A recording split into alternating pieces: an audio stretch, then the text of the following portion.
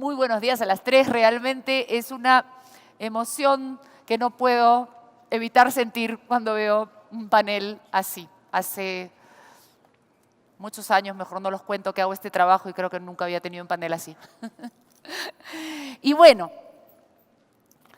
vamos a empezar contándoles un poco, no sé si pudieron, porque sé que han estado llegando y todas las ocupaciones que tienen.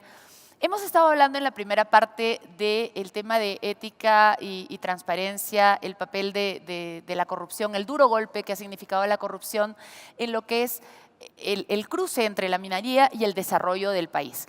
Lo que estamos tratando de hacer en esta sesión es enfocar el punto de encuentro entre minería, desarrollo del individuo y el papel que tiene el gobierno y la ciudadanía y las empresas en esto. Cómo confluir en todo hacia una meta común, que es el desarrollo transparente, el desarrollo ético, pero el desarrollo también eficiente de nuestro país. Entonces, vamos a empezar exponiendo desde el punto de vista de cada uno de sus ministerios cómo el gobierno puede ayudar a que esto mejore. Porque si hay una coincidencia, creo yo, es que estamos un poco lentos, que nos hemos quedado un poco atracados por muchas cosas. Damos la bienvenida entonces a Fiorella Molinelli, ministra de Desarrollo e Inclusión Social. Puede pasar allí, mientras yo les cuento que Fiorella Molinelli es economista de la Universidad Católica del Perú, máster en Economía y Políticas Públicas de la Universidad de Torcuato Di Tella de Argentina, doctora en Gobierno y Políticas Públicas del Instituto de Gobierno de la Universidad San Martín de Porres y ha sido además investigadora, ha formado parte del sector público en diferentes puestos, así que conoce muchísimo de este tema. Bienvenida, tiene usted 15 minutos. Muy buenos días con todos, muy buenos días, distinguido panel de mujeres. Es para mí un honor estar el día de hoy y poder contarles cómo está el Perú en temas de competitividad y cuál es el rol del MIDIS respecto a esta tarea. Como el tiempo es corto, vamos a comenzar revisando ¿qué tan competitivo es el Perú en comparación a otros países de la OCDE y a la Alianza del Pacífico? De acuerdo al ranking de competitividad 2017, desde hace un quinquenio, el Perú ha bajado en sus posiciones de competitividad del puesto 61 al puesto, ha subido, ¿no? Del puesto 61 al puesto 69. Y eso no es bueno. Ustedes pueden ver la telaraña. La parte roja indica una serie de variables que se miden en el ranking de competitividad. La telaraña roja representa a los países de la OCDE y la azul al Perú. Sin embargo, en el último año hemos hecho un gran esfuerzo por recuperar posiciones. Seguimos detrás de países como los de la Alianza del Pacífico y la OCDE. ¿Cuáles son las variables que medimos dentro de estos criterios de competitividad? Infraestructura, salud, educación, estabilidad macroeconómica, educación superior, capacitación, tamaño del mercado, innovación, sofisticación del mercado financiero y eficiencia de mercado de bienes. ¿En qué estamos jalados todavía?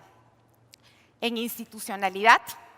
Seguimos jalados en innovación y en tecnología, pero sobre todo en temas que inciden sobre el capital humano, infraestructura, salud, educación y sobre todo en la etapa temprana de nuestros niños.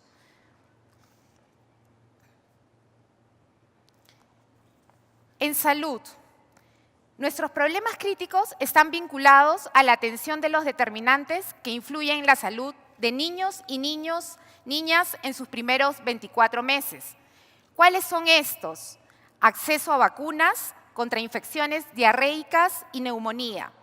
De acuerdo a la evidencia internacional, si un infante tiene entre 3 y 6 episodios en un año de diarrea o neumonía, este incrementa sus posibilidades de tener desnutrición crónica infantil. Y esto es irreversible por más que después se le pueda alimentar adecuadamente. El daño es, por tanto, irreversible. La razón, el cerebro de un bebé, como pueden ver en las imágenes, el cerebro de un bebé menor de 24 meses desarrolla 700 conexiones neuronales por segundo. Si no tiene una nutrición saludable o su madre en estado de gestación tuvo anemia, sus posibilidades de desarrollo neuronal son menores que las de un niño que sí la recibió. Si la madre tuvo en estado de gestación anemia, ese niño está condenado a no aprender y a no tener oportunidades de desarrollo en su vida. Otro determinante en la salud es el acceso a agua segura. Si su hogar tiene piso de tierra, acceso físico y económico a la atención médica. Un factor relevante también es el desarrollo del apego temprano, que le da seguridad a nuestros niños. Es decir, todo lo que es los vínculos afectivos que desarrolla el niño producto del cariño y la atención de sus cuidadores. En efecto, eso estimula su red neuronal y lo prepara para el desarrollo cognitivo. En el Perú, en esos primeros meses de vida, la diferencia entre niños de quintil más pobre,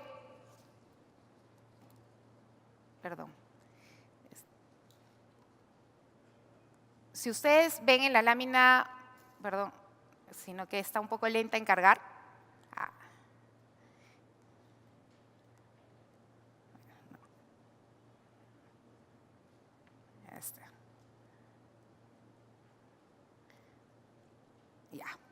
Sí, es un poco lenta, no carga, pero sigamos. En el Perú, en esos primeros meses de vida, la diferencia entre niños de quintil más pobre y los no pobres empieza a ampliarse. Es decir, que niños que no cuentan con controles de crecimiento, acceso a vacunas, alimentación rica en hierro, agua segura, ambiente seguro de crecimiento, tendrá cada vez menos oportunidades.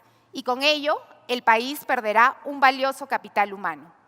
Lo que quiero mostrarles hoy día es la necesidad de articular la inversión social con la inversión en infraestructura. Lamentablemente, cuando vemos las imágenes de cómo el Perú tiene sus indicadores de anemia y desnutrición crónica infantil, un factor fuerte es el factor ligado a infraestructura. Y dentro de infraestructura, ustedes pueden ver en el gráfico el tema de la falta de cierre de brechas en agua y saneamiento. Agua es la primera imagen. Como ustedes ven, la Amazonía y la zona centroandina son las que carecen mayormente de ese cierre de brechas. Y en saneamiento estamos mucho peor aún. Si lo vemos junto con cómo estamos alineados con la Agenda 2030 de las Naciones Unidas, varios de los 17 Objetivos de Desarrollo Sostenible se ven reflejadas en las prioridades de política social del gobierno. Por ejemplo, hambre cero, el tema del agua, el tema de la electrificación, el tema de la educación en nuestros niños. Esos 17 objetivos los podemos resumir en 3 que están en nuestras políticas sociales de gobierno. En primer lugar, erradicar la pobreza extrema y reducción significativa de la pobreza en todas sus formas y en todas sus dimensiones. En segundo lugar, cerrar brechas, reducción de la desigualdad vinculada en el cierre de las brechas de acceso a servicios básicos, agua, electricidad, caminos y carreteras, conectividad. Un combo de 4 paquetes que tenemos que cerrar. Primera infancia, el desarrollo infantil temprano, nuestros niños, y con énfasis fundamentalmente en la lucha contra la anemia y la desnutrición crónica infantil. ¿Cómo contribuye el MIDIS a la competitividad y al desarrollo sostenible? Tenemos 4 áreas priorizadas. Primero, la inversión en la infancia. En segundo lugar, el acceso a los servicios básicos para todos. En tercer lugar, el desarrollo de capacidades productivas. Y finalmente, acercar la presencia del Estado al ciudadano, sobre todo en las zonas de fronteras, en las zonas más alejadas del Perú, en el Putumayo, en el Cenepa, en Purús, en las zonas altoandinas, donde el Estado muchas veces no ha estado presente. En lo que se refiere a la inversión en la infancia, tenemos un programa que lo he presentado en otros paneles, que es Cuna Más. Este es un programa muy importante para el MIDIS porque nos encargamos de llevar el control de nuestros niños en la edad temprana, entre 6 meses y 36 meses, donde el 80% del cerebro se forma. En estos programas nos encargamos de brindarle alimentación saludable, de desarrollar todo el tema del apego temprano y de que las madres cuidadoras puedan brindarle todo el cariño y afecto que nuestros niños necesitan. Y que las madres que dejan ahí a sus niños, que son las que están muchas veces en pobreza urbana, puedan ir a trabajar. Hoy nuestros programas cuentan con evaluaciones de impacto. A través del servicio de cuidado diurno se ha mejorado y se ha comprobado que en 22% estos niños han mejorado en lo que se refiere a su desarrollo infantil temprano, en lo que se refiere a afecto y en lo que se refiere a superar la anemia y la desnutrición crónica infantil. A través del servicio de acompañamiento familias, que es un programa especial que lo llevamos a las zonas rurales, le hemos dado alto contenido en el tema de anemia, enseñar a los hogares a alimentar bien a sus hijos, a desarrollar el juego con los niños, a darles afecto. Y con ello hemos logrado aumentar también en 10% el rendimiento cognitivo de los niños y niñas que reciben las visitas de las promotoras. La cobertura actual, tenemos casi a 50.000 niños en 2.600 centros infantiles de atención integral y queremos llegar a 60.000 al cierre de este año. Y en lo que es cuidado en las zonas rurales, hoy tenemos 87.000 familias beneficiadas, queremos llegar a los 100.000 beneficiarios. ¿Cuáles son los grandes retos que nos hemos trazado en esta gestión? Aumentar el nivel de proteínas a nuestros niños. Hoy reciben 2 proteínas diarias. Eso no nos garantiza que cuando regresan a su hogar, sábado y domingo caen en diarreas y perdieron todo el almacén de proteínas que se les dio. Vamos a incrementar a 5 proteínas. Vamos a incrementar el horario. Hoy los niños se quedan de 8 a 4 de la tarde. Para el próximo año vamos a ir con un horario de 8 a 6 de la tarde para que las madres puedan ir a trabajar tranquilas. Vamos a ampliar los horarios, fortalecer los controles en intervenciones de salud, padres mejor preparados para prevenir la anemia y la desnutrición crónica infantil y madres cuidadoras que estén certificadas. Necesitamos que las madres que cuidan a nuestros niños tengan una certificación para que el día que terminen con esta tarea se inserten en el mercado laboral con un mejor salario. En lo que se refiere a incentivar a nuestros niños y niñas para que accedan a los servicios de educación y salud, tenemos el programa Juntos. El programa Juntos no es un programa asistencialista, porque tiene atrás un concepto de transferencias condicionadas. ¿Condicionadas a qué? A que nuestros niños eleven su asistencia escolar y que también los padres lleven a los niños a los centros de salud y a las postas médicas. ¿Qué se ha logrado? Y ya está demostrado a través de nuestras evaluaciones de impacto, reducir la brecha de pobreza extrema en 15% en las familias usuarias, incrementar la asistencia escolar de nuestros niños en 5% y reducir la deserción escolar en 4.5%. Es decir, Juntos tiene un beneficio que impacta directamente sobre la educación y la salud de nuestros niños. Y se ha incrementado el gasto de nuestras familias en 7%, en alimentos, salud y educación. Tenemos actualmente casi 674.000 beneficiarios. ¿Y cuál es el gran reto? El gran reto es poder llevar juntos a la gente más pobre de la Amazonía, es decir, pasar de 56.000 beneficiarios a 93.000 beneficiarios. Y en las zonas de frontera, llevar de 42.000 beneficiarios a 102.000 familias más. Tenemos también planeado desarrollar paquetes educativos con énfasis en la atención de anemia y desnutrición crónica infantil. Articulamos una mayor oferta de servicios con los gobiernos locales y con los gobiernos regionales y para eso tenemos incentivos monetarios. El gobierno regional que cumple con sus metas recibe un beneficio económico. Por ejemplo, ustedes en el gráfico pueden ver cómo los establecimientos de salud hoy día cuentan con sus kits para medir el tamizaje y la anemia. Y eso ha representado una transferencia del MIDIS de 424 millones a las regiones entre el 2014 y el 2017. En lo que se refiere al acceso del Estado al ciudadano y en lo que es cierre de brechas, el MIDIS no solamente es programas sociales, el MIDIS cumple un rol articulador, es decir, podemos sentar a los ministros de energía, podemos sentar al ministro de agua y saneamiento, podemos sentar al ministro de telecomunicaciones, de telecomunicaciones a alinear esfuerzos para entrar a los, por ejemplo, 320 distritos más pobres del Perú. Y entrar juntos, porque cuando entramos dispersos no cerramos las brechas de pobreza. En lo que se refiere a las capacidades productivas, contamos con el programa Haku Wiñay, que se los he presentado yo en un panel, que es enseñarle a la gente más pobre a hacerse productiva, a través de generación de emprendimientos nuevos. Aquí es donde yo he invitado fundamentalmente a la comunidad minera a sumarse en este esfuerzo. El Estado lo tiene que hacer, pero si vamos con el privado, lo vamos a poder hacer de una manera mucho más rápida. En lo que se refiere a la presencia del Estado cerca al ciudadano, tenemos los MAC rurales, más conocidos como tambos, y los PIAs fluviales. Hoy tenemos 4 PIAs, plataformas fluviales, que van llevando una serie de servicios del Estado al ciudadano en las zonas de Amazonía. Estamos por inaugurar el PIAs en la zona del lago Titicaca y el presidente próximamente hará el gran anuncio del próximo PIAs en la zona del Yavarí.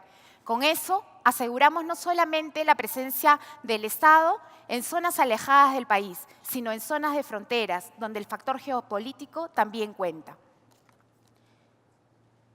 Finalmente, bueno, este es un gráfico donde vemos cuáles son los servicios del Estado que participan en estas plataformas fluviales e itinerantes. Y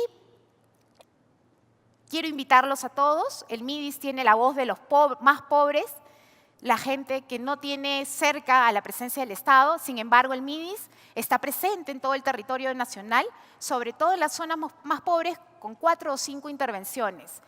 Tenemos que asegurar que nuestros niños crezcan sin anemia y desnutrición crónica infantil. Yo los invito a sumarse a este gran esfuerzo. Muchas veces los niños no tienen voz ni voto, ¿no? Pero seguramente son nuestra inversión más rentable.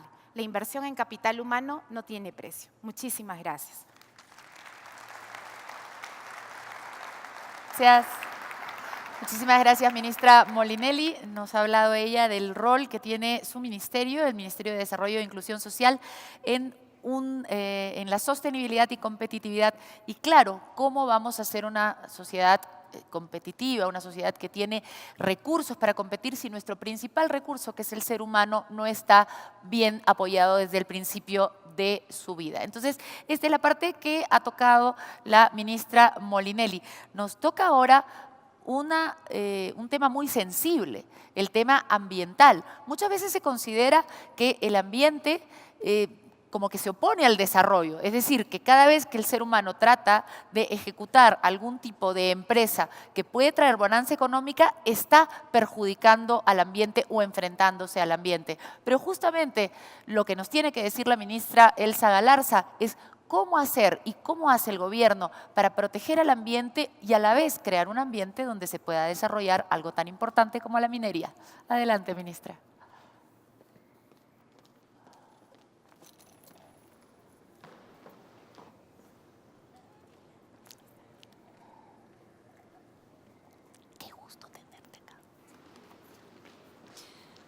Buenos días con todos ustedes. Un agradecimiento por la invitación a los organizadores.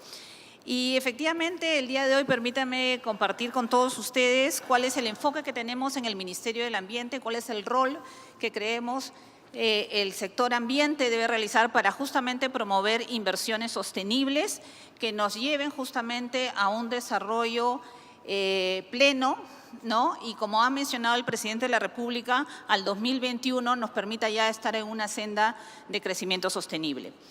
Déjenme decirles, en primer lugar, que el concepto básico de desarrollo sostenible tiene que ser entendido, y así lo entiende el Ministerio del Ambiente, sobre la base de estos 3 elementos, el económico, el social y el ambiental, que tienen que tener un adecuado balance. Ese es el concepto que está detrás del concepto de desarrollo sostenible, donde efectivamente podemos encontrar puntos de encuentro entre las diferentes intersecciones. Pero aquí no es una cosa de privilegiar un componente sobre el otro, sino es ir a la tendencia de un adecuado balance. En esa lógica y en el marco de que el Perú está tratando de incorporarse al grupo de la OECD, justamente el concepto de desarrollo sostenible se basa en conceptos de capital. Y si bien ya sabemos que el concepto de capital financiero, capital producido, capital humano y capital social han sido elementos que hemos estado trabajando, el capital natural también entra en la ecuación. Y esto va a ser importante porque justamente la sostenibilidad de todas nuestras acciones, de nuestro crecimiento, se basa en un adecuado manejo de los recursos naturales y en una adecuada calidad ambiental. Dicho eso, entonces, nosotros conceptualizamos que el Ministerio del Ambiente va a tener éxito en la medida que el enfoque ambiental se incorpore en todos y cada uno de los sectores económicos. Es decir, no es una meta el que el Ministerio del Ambiente haga todo, sino por el contrario, el que realmente veamos cómo podemos transversalizar justamente el enfoque. Y en ese sentido encontramos, en general, aquí con mis colegas del panel, mis colegas ministras y todos los demás, el poner el enfoque al ciudadano en realidad hace que tengamos todos un mismo objetivo, ¿no? Porque todos y cada uno de nosotros, mediante las políticas públicas sectoriales, nos estamos enfocando justamente a que el ciudadano es la meta que queremos lograr, que el beneficio llegue a ese ciudadano. Y no solamente eso, sino que también vamos a estar vinculados con un enfoque territorial. Y justamente, y me habrán escuchado varias veces decirlo, cuando estamos en el territorio comprendemos mucho mejor que acciones aisladas no nos llevan al éxito. En el territorio tenemos que estar todos juntos, todos los sectores actuando juntos para tener un éxito que en concreto es el desarrollo de las poblaciones. Y en este sentido también déjenme puntualizar que en el marco de este enfoque, también desde el Ministerio del Ambiente promovemos que toda política pública ambiental esté basada en evidencia científica y técnica. No tiene por qué no suceder así, así como ocurre en cualquier otro sector. Entonces, el ver cuál es la evidencia internacional, qué cosas están haciendo otros países, cuál es nuestro benchmarking respecto de los diversos temas ambientales con otras economías parecidas a las nuestras y también poder tener una actualizada información respecto a los avances técnicos en las diferentes materias ambientales deben ser el fundamento de todas nuestras políticas y así lo estamos haciendo y lo hemos hecho, por ejemplo, cuando hemos estado trabajando la actualización de los estándares de calidad ambiental. Como ustedes saben, tanto en el caso de agua y aire ya salió la normativa y estamos prontos, en un par de semanas probablemente, a sacar la normativa de los estándares de calidad de suelos y una normativa sobre sitios contaminados. Entonces, en esta lógica y con este contexto, ¿cuáles son esos espacios de intercambio con el sector privado? Y aquí en particular menciono 4 espacios. El espacio de la retroalimentación para la mejora en las políticas públicas, que es donde me voy a centrar en la presentación, y que tiene que ver con 2 elementos importantísimos, que es la certificación ambiental y la fiscalización ambiental, que están basados en 2 instituciones que están en el sector ambiente, que es el SENACE y la OEFA, pero también, justamente, como yo mencionaba, la información y evidencia científica que debe ser una fuente justamente de articulación entre el sector privado y público para esa toma de decisiones y las condiciones habilitantes para justamente lograr esa inversión privada que queremos. Es decir, eso no es solo una labor del Estado, es una labor del Estado en la que tenemos todos que participar, porque la mejora de las políticas públicas y la regulación tiene que ver justamente con esa articulación que podemos hacer entre todos los actores. Obviamente también tenemos iniciativas voluntarias que tratamos de canalizar, tenemos iniciativas público-privadas, como ustedes ya saben, que es materia de trabajo en general de todo el sector, y oportunidades de inversión. Y en esta materia nosotros estamos tratando de desarrollar una cartera de proyectos ambientales, una cartera de proyectos de infraestructura natural que tiene que complementar lo que es la infraestructura física, junto con el desarrollo de recursos financieros ambientales. Aquí estamos haciendo desde el Ministerio del Ambiente un trabajo para tener nuestros fondos ambientales, el Fondo Nacional del Ambiente y el Profonampe, que es el brazo financiero de las áreas naturales protegidas, como mecanismos que puedan realmente llevarnos a articular de una manera muy rápida y muy transparente, sobre todo, con evaluaciones y con resultados concretos, todos aquellos recursos que pueden dar lugar justamente a que todos esos planes, proyectos y estrategias puedan realmente llevarse a cabo e implementarse en el territorio. Por lo tanto, el sector ambiente y la inversión privada se unen en esos tres elementos concretos, en lo que se llama el Sistema Nacional de Evaluación de Impacto Ambiental, que es un sistema, como su nombre le indica, cuyo ente rector es el Ministerio del Ambiente, y lo que hace es justamente generar toda esa política en materia de cuidado ambiental para todos los sectores. El SENACE, que es el organismo adscrito justamente encargado de la certificación ambiental, y me voy a centrar aquí porque el SENACE es el que justamente ve todos los estudios de impacto ambiental detallados, que son los que tienen que hacer las grandes inversiones, y el organismo de evaluación y fiscalización ambiental, que es la OEFA, que justamente también tiene un trabajo muy articulado el día de hoy con el SENACE para justamente la fiscalización de esos estudios previamente aprobados.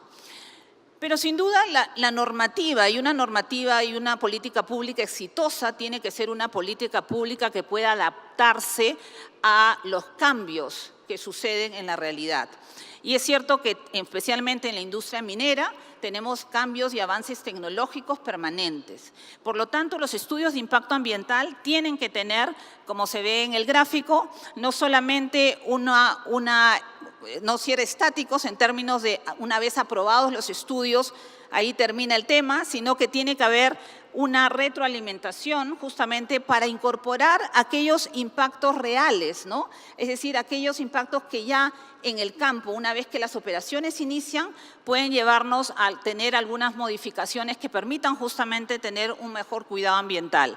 Y por lo tanto, la actualización y la modificación de los estudios de impacto ambiental son elementos importantes que están ya regulados en las normativas. En realidad, lo que queremos, y para que el concepto de inversiones sostenibles realmente sea un concepto práctico y que se pueda implementar, entonces tenemos que tener muy claro cuáles son todas estas fases y qué podemos hacer en cada una de ellas.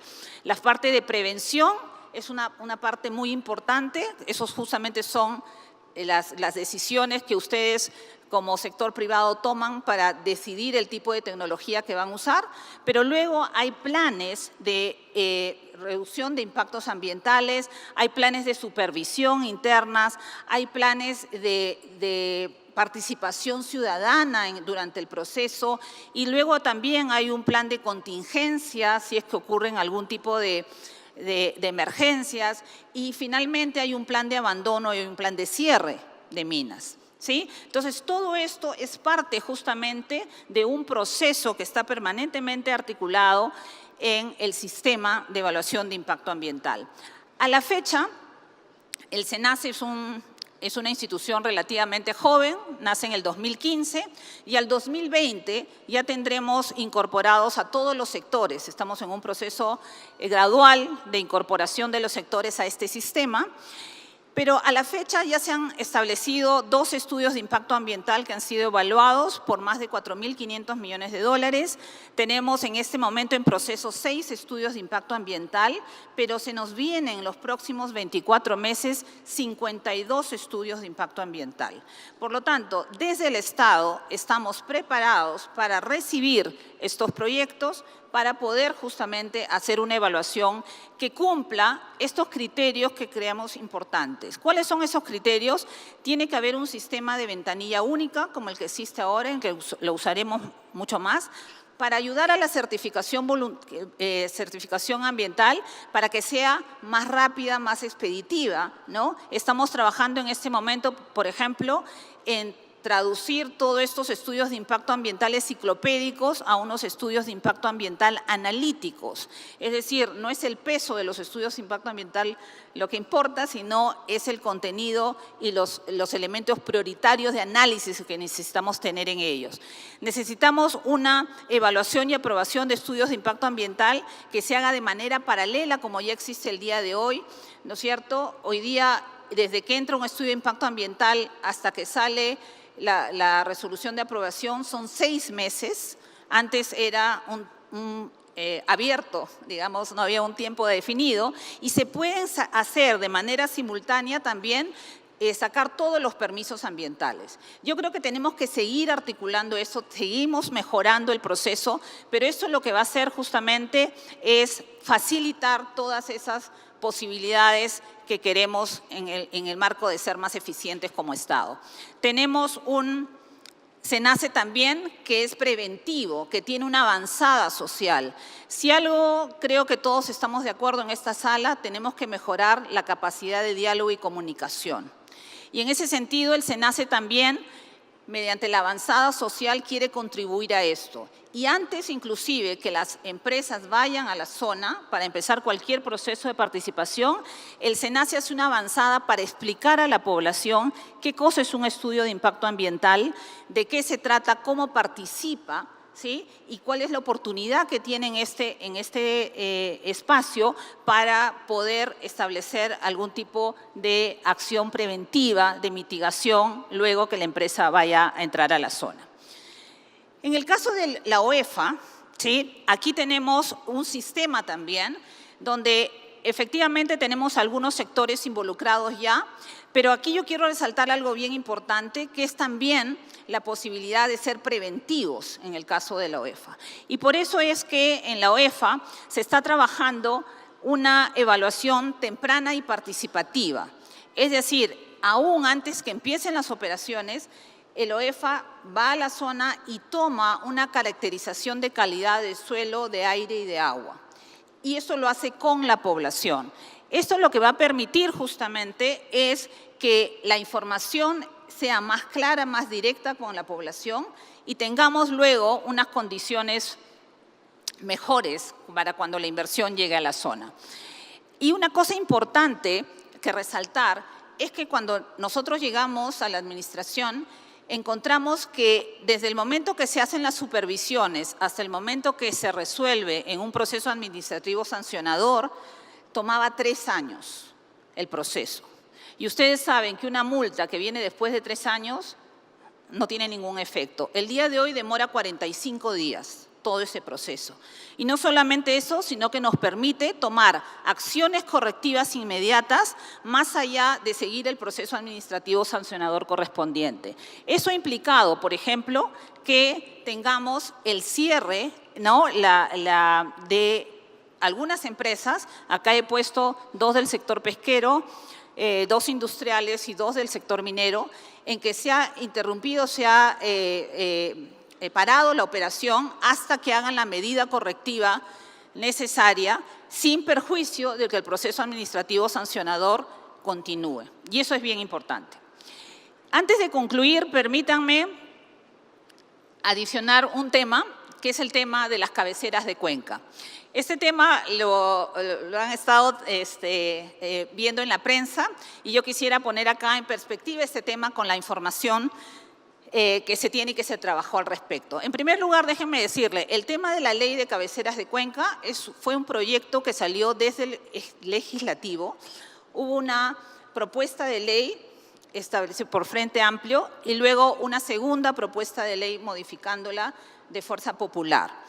En todos los casos eso se discutió con los sectores también en la mesa. Ustedes pueden entrar a la página web del Congreso y ver las propuestas originales que existen ahí. Esto significó un trabajo bastante fuerte desde el lado de varios ministerios.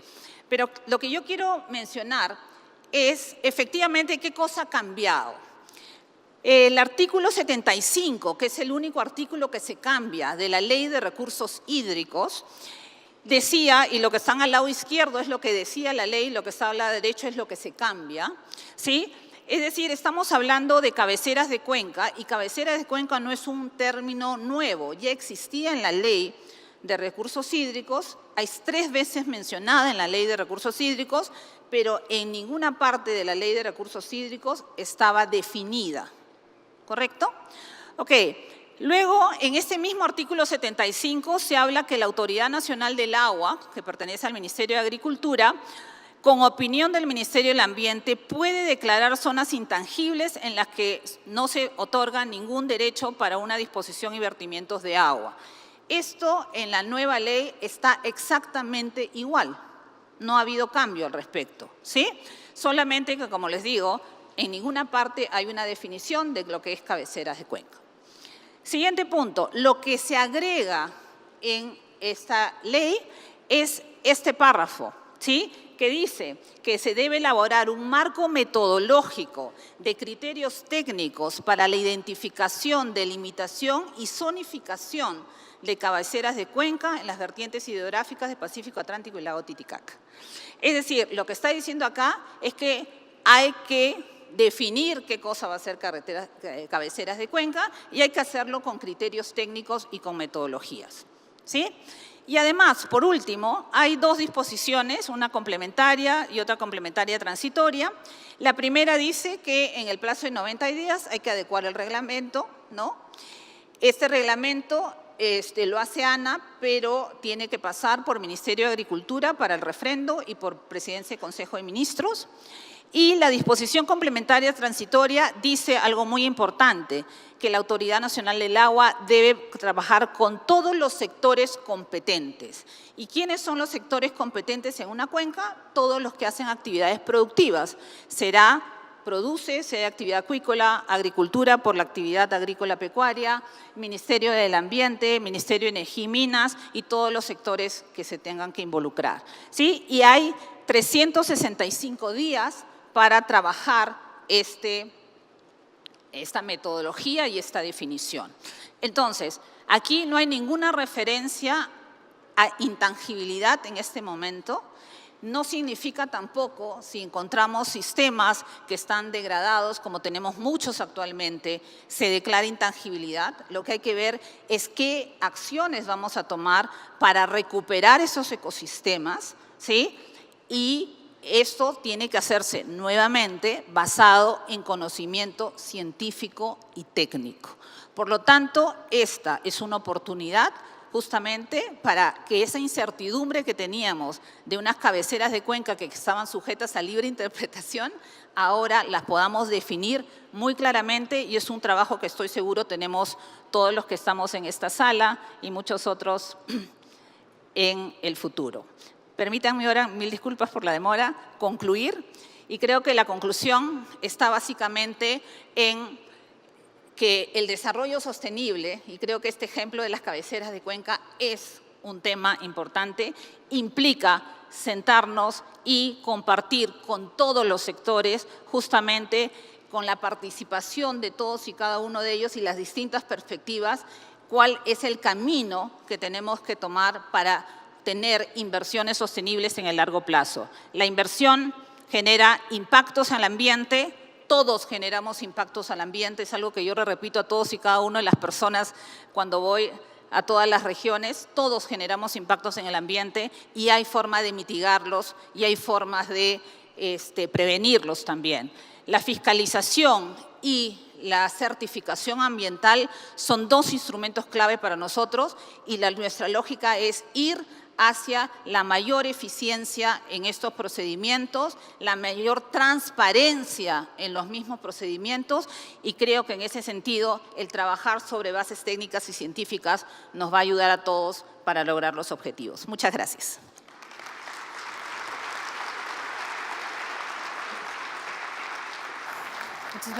Muchísimas gracias a la ministra Galarza.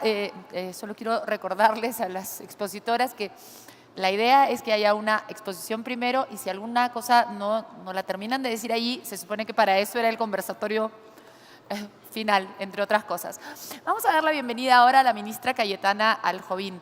La ministra Cayetana Aljovín se ha desarrollado en diferentes campos, ha sido viceministra en el área de Transportes y Comunicaciones, se ha desarrollado en el área de las comunicaciones, es abogada de profesión, ha trabajado también en el área que ahora ocupa la ministra Molinelli y hoy se ocupa de la cartera de Energía y Minas. Demos la bienvenida a la ministra del sector en esta convención minera.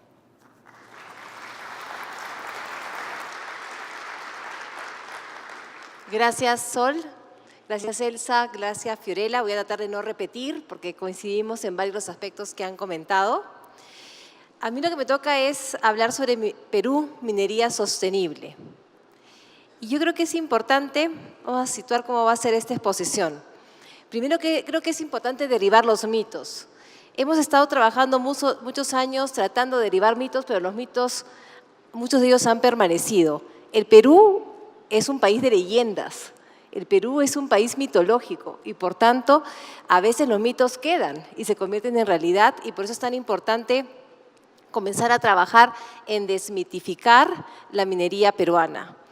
Luego vamos a dar a conocer los retos y próximos pasos de la gestión y también brindar cuáles son los alcances de la necesidad de construir entornos sociales favorables para el éxito de la minería peruana. ¿Cuáles son esos mitos? Ustedes lo saben mucho mejor que yo. La industria extractiva en general, es decir, minería, hidrocarburos, genera impactos negativos en el desarrollo de las regiones. Los peruanos están en contra de la minería, es un segundo mito. Tercero, es inviable realizar actividad minera sostenible que respete los derechos de las comunidades y del ambiente. Y luego hay la gestación de un nuevo mito que creo que ya con la explicación de Elsa ha quedado derivado rápidamente, que es que la modificación de la Ley de Recursos Hídricos sobre lo relacionado a la protección de cabeceras de cuenca pone en peligro la actividad minera. Creo que Elsa ha sido bastante clara en ese tema. Primer mito, la industria extractiva en general genera impactos negativos en el desarrollo de las regiones. Creo que es importante recordar, el sector extractivo, minería, gas y petróleo, es uno de los ámbitos más importantes de la economía peruana. En el año 2016, los resultados fueron que el aporte de esta industria al Producto Bruto Interno es de casi un 14%, 13.6%. El aporte en los tributos internos es de casi un 7%, son más de 6.000 millones de soles. Y el aporte por el valor total de las exportaciones es de casi 25.000 millones de dólares, es decir, casi el 69% de las exportaciones son del sector extractivo y es la fuente más importante, por tanto, de las divisas con las que cuenta el Estado. El desempeño del sector extractivo a nivel regional, porque también hay que ser claros, los sectores extractivos se desarrollan en las regiones y generalmente no en las capitales de las regiones, sino justamente al interior.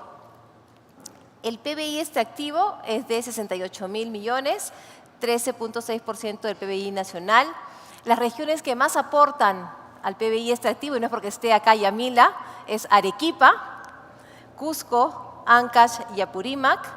Y las regiones que tienen una mayor dependencia por la actividad extractiva es Apurímac, que desplazó a Pasco, ¿no?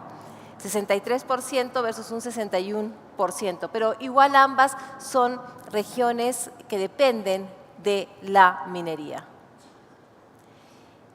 Lo importante aquí es ver la relación que existe entre la industria extractiva y el desarrollo humano.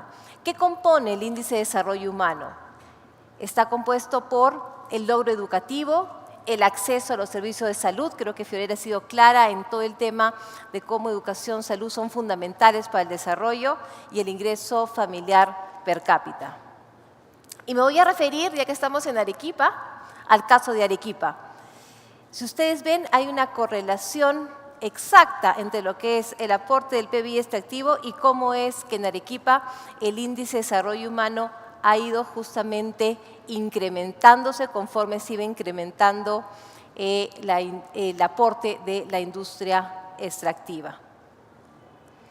Del 2002 al 2016, Arequipa ha incrementado gradualmente su aporte al PBI extractivo nacional, junto con su dependencia hacia ese sector, pero a su vez, y aquí está lo importante, ha mejorado su desarrollo humano hasta ubicarse en las top 3 regiones con mayor desarrollo junto a Lima y Moquegua. Segundo mito, los peruanos están en contra de la minería.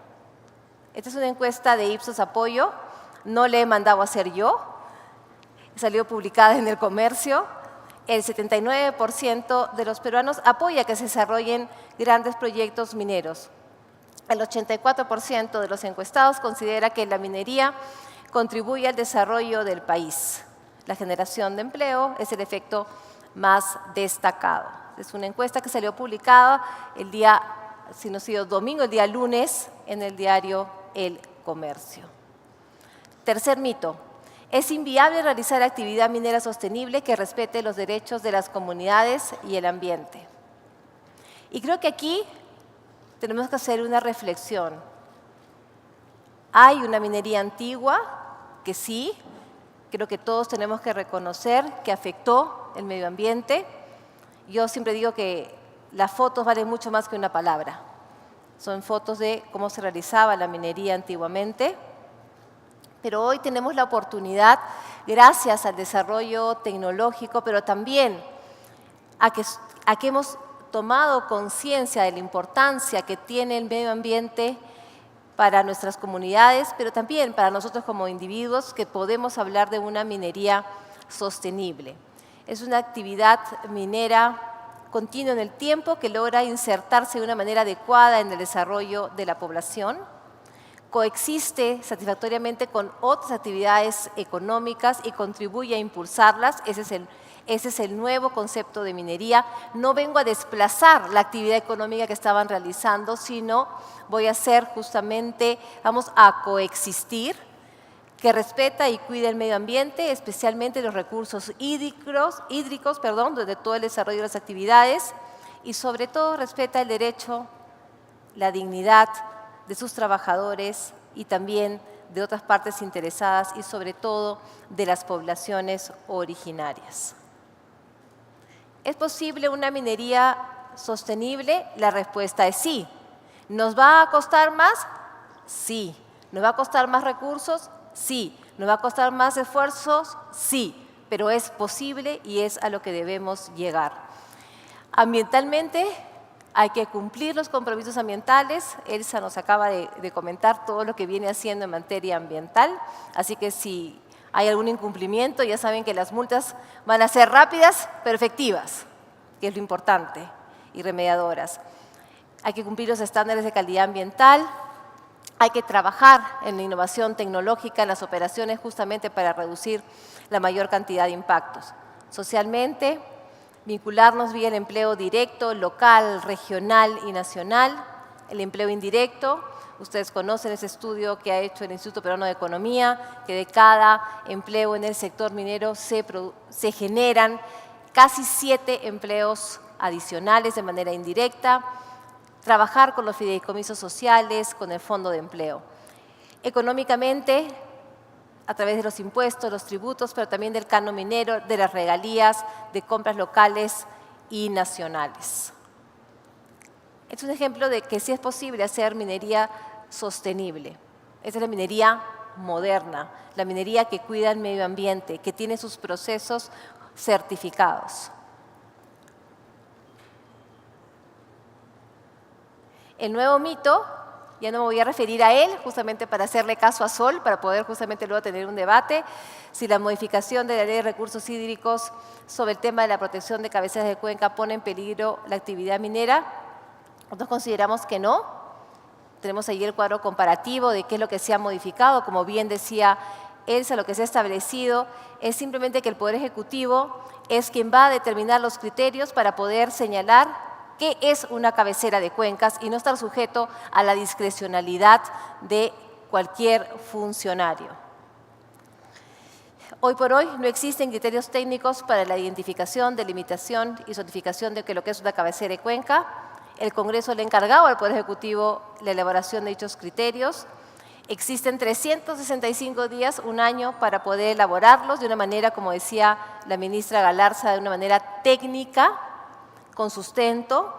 Se va a hacer mediante decreto supremo, donde van a intervenir todos los sectores: producción, transportes, energía y minas, ambiente. Y creemos que esto le va a dar predictibilidad justamente a los administrados y que reduce la discrecionalidad de los funcionarios de las entidades gubernamentales. Retos y próximos pasos en materia de sostenibilidad y generación de desarrollo. Importante señalar que nos hemos trazado una nueva visión también desde Energía y Minas, que es contribuir al desarrollo sostenible del país. Por eso es que nuestra misión es promover inversiones mineras, pero que sean social y ambientalmente responsables, con la participación del Estado, las comunidades y el sector privado. Los objetivos del sector los hemos comentado ya a lo largo de esta semana, casi semana acá en Perumín: fomentar nuevas exploraciones. Queremos llegar a captar más del 8% de los recursos que el mundo destina a exploración, viabilizar los proyectos que están en cartera, pero también garantizar la continuidad de las operaciones, implementar una nueva estrategia de formalización minera, hacer viable que estos 50.000 millones de dólares que podrían generarse con los proyectos mineros puedan ser viabilizados. Tenemos un cálculo que si esos 50.000 millones realmente logran ser implementados, la pobreza podría ser reducida de un 21 a un 14%. Ese es nuestro compromiso y nuestra meta. La estrategia para cumplir todo ello: tenemos que hacer una revisión normativa. Hemos hablado ya en otros espacios sobre el tema de los más de 265 normas que regulan la actividad minera. Tenemos que hacer una reducción y simplificación de estos trámites y procesos, cómo tenemos que trabajar intervenciones diferenciadas por cada proyecto y promover un adecuado entorno social. Ustedes pueden haber conocido que se ha prepublicado un nuevo reglamento ambiental de exploraciones. Quiero ahí agradecer el apoyo del Ministerio del Ambiente. Hemos contado con su apoyo justamente para poder trabajar un nuevo reglamento que facilite justamente la exploración en minería para lograr justamente captar estos más de 8% de recursos en inversión minera. Como ya me quedó poco tiempo, creo que es importante referirnos también al entorno social. Hemos hablado del Fondo de Adelanto Social que requerimos, y lo que ha venido haciendo el Estado para poder contribuir a este nuevo entorno social: no solamente el crear el fondo, sino también el nuevo Viceministerio de Gobernanza Territorial desde la Presidencia del Consejo de Ministros, para hacer un seguimiento a todos los compromisos que ha adquirido el Estado a lo largo de años de procesos de diálogo. El problema es que han habido muchas mesas de diálogo y los compromisos asumidos en realidad no se han cumplido. Eso genera desconfianza. Y por eso es que tenemos los problemas que hoy tenemos que enfrentar. Por eso tenemos que tener una nueva visión en torno a estos procesos de diálogo y a los compromisos a los cuales arribamos, y la necesidad de que si se arriban a ciertos compromisos, esos tienen que ser cumplidos. Y finalmente, en temas sociales, sí quería referirme a que los recursos de la minería sí están llegando a las comunidades, a los gobiernos locales. El canon minero se ha recuperado. Ustedes tienen que haber justamente revisado esta información y ha llegado a los 1.862 millones a julio del 2017. Y sí se financian una serie de actividades y proyectos entre las comunidades. Aquí estamos justamente en la Universidad San Agustín de Arequipa, y cómo la universidad ha podido, gracias a los recursos provenientes del canon, poder, ¿no es cierto?, implementar un centro de innovación tecnológica de investigación. Y finalmente, creo que es bastante importante el llamado que les ha hecho Fiorella. La minería puede trabajar de conjunto y utilizar justamente al Ministerio de Desarrollo e Inclusión Social para poder tener cercanía con sus comunidades. Como bien mencionaba Fiorella, el MIDIS está en todas las regiones del Perú y donde no llega muchas veces el Estado, está presente el MIDIS. Hay muchas oportunidades que el Ministerio de Desarrollo e Inclusión Social les ofrece vía obras por impuestos, por ejemplo, para poder crear más CUNAMás o crear más tambos, pero también tienen la posibilidad de beneficiarse con la experiencia que ha tenido el MIDIS en el desarrollo de programas productivos como Jacuviñay.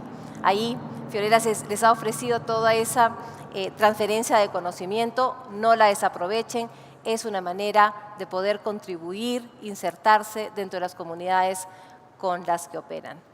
Muchas gracias por su atención.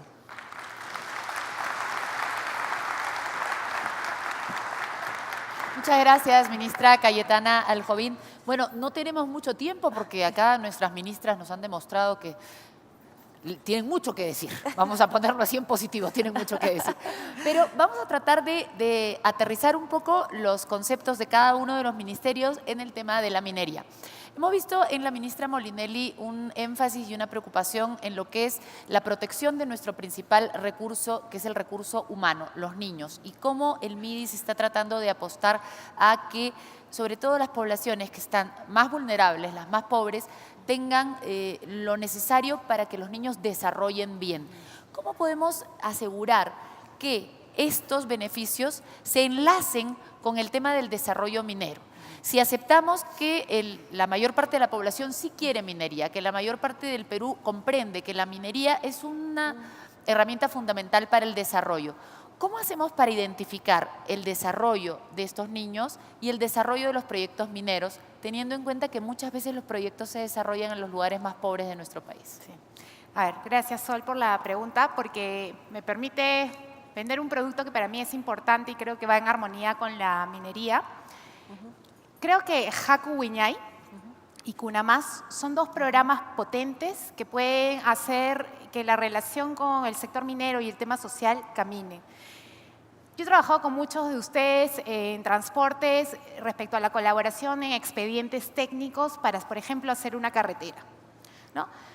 Pero ¿qué pasa, no? La gente cuando recibe el beneficio de la consultoría del expediente técnico o cuando recibe el aporte minero en la inversión de la misma carretera, no termina valorándolo de la misma forma que cuando aportas a través de un programa concreto como el Jacuviñay.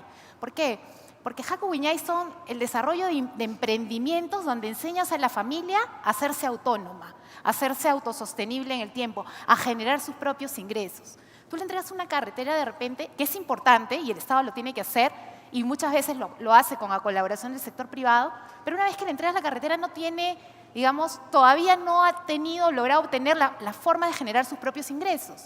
A través del programa, por ejemplo, de Jacuviñay, yo estuve hace unos días en Oviri, en el Brain, ¿no? La gente ha aprendido a hacer panadería, ha aprendido a hacer con la cocona y el camu camu helados, los venden y generan ingresos diarios. ¿Y los proyectos mineros pueden apoyar a que se creen estos lugares? Y ya tenemos experiencias que han sido premiadas con Ciudadanos al Día, por ejemplo, en una alianza que hemos tenido con Perú LNG, donde con un aporte de tan solo 1.300.000, que es bastante bajo en comparación a lo que suele invertir el sector minero en otros aportes, expedientes técnicos. Yo he tenido expedientes técnicos con aportes de 15 millones. Aquí se invierte 1.300.000 y tú puedes desarrollar un proyecto local, comunal, muy importante, en donde enseñas a la gente a hacerse autónoma, a generar sus propios ingresos, a tener fuentes de trabajo y a sostener también el tema que ataca la anemia y la desnutrición crónica infantil, porque estos proyectos vienen enlazados con cocinas mejoradas,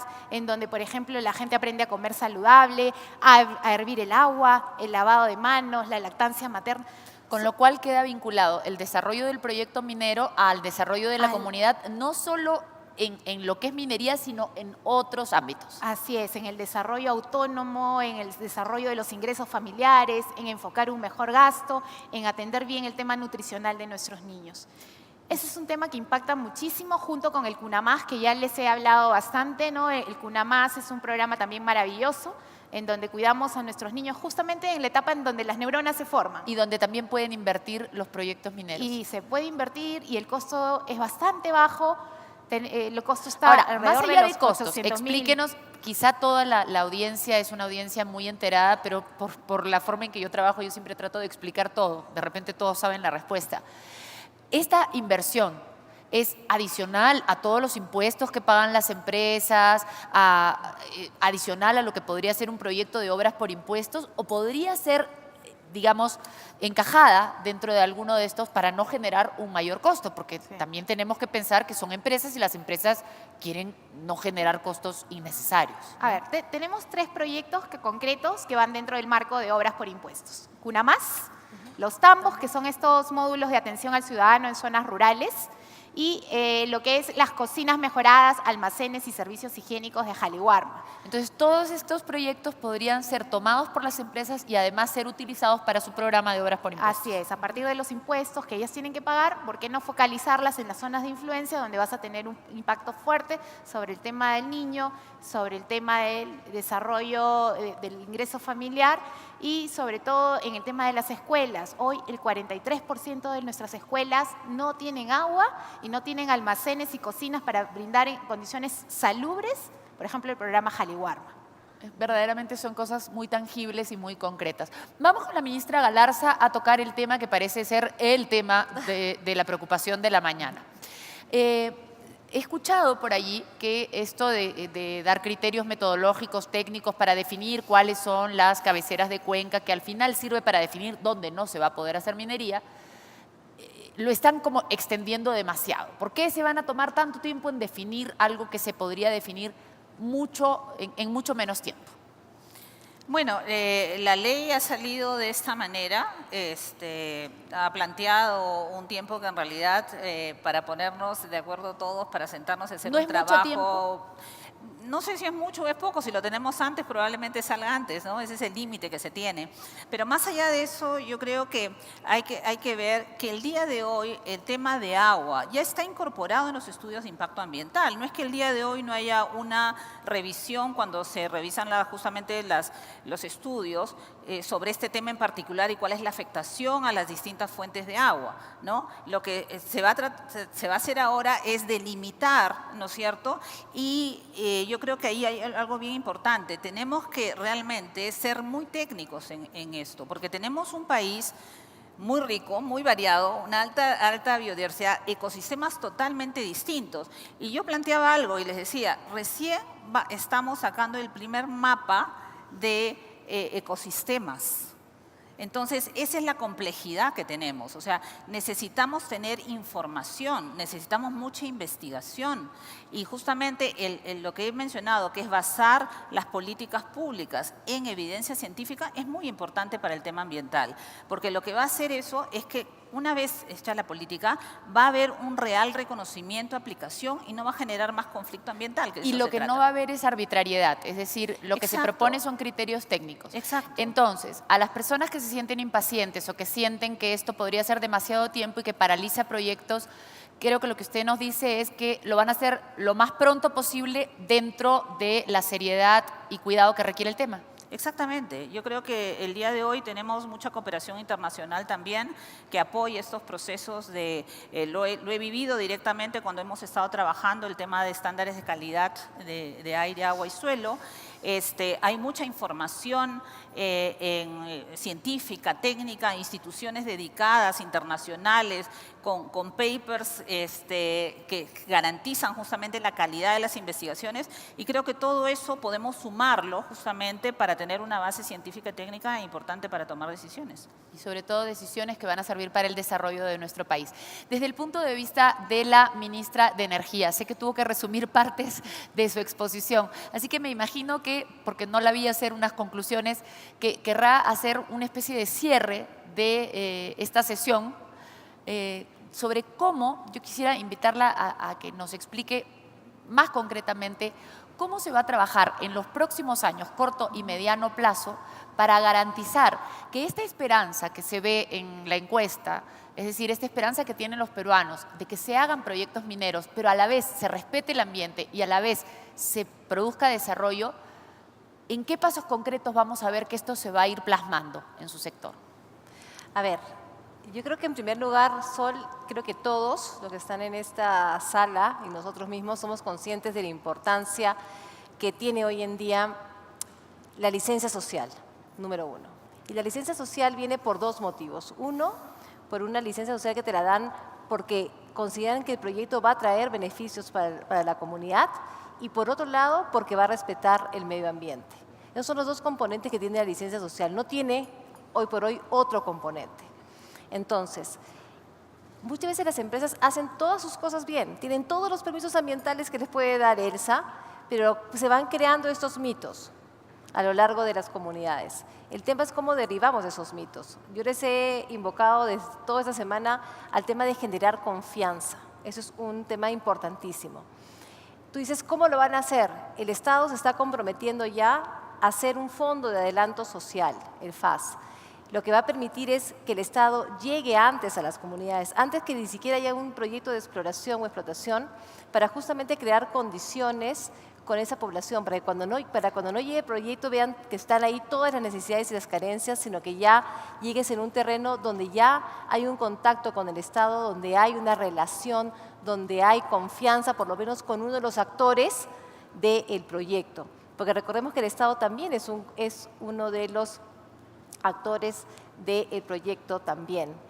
En el tema ambiental, creo que hemos avanzado muchísimo, pero también generamos una serie de mitos, que es como lo que conversábamos, tú lo has comentado ahora con el tema de cabecera de cuenca, y yo creo que es importante señalar además que no es que en la cabecera de cuenca no se pueda hacer minería.